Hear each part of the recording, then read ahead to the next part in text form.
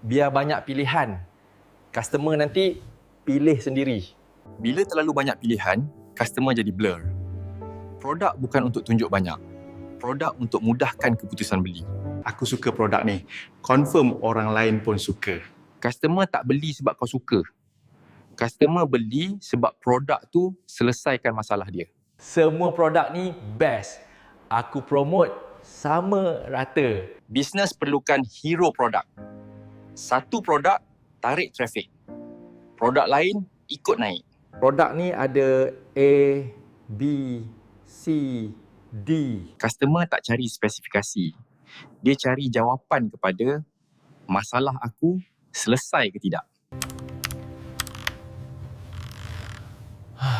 Aku rasa harga ni okey kot. Harga bukan ikut rasa. Harga ikut value yang customer nampak. Kalau value kabur, harga murah pun susah jual. Produk ni tak jalan. Aku tukar lain. Selalunya produk bukan masalah. Masalahnya cara kau bentangkan produk tu.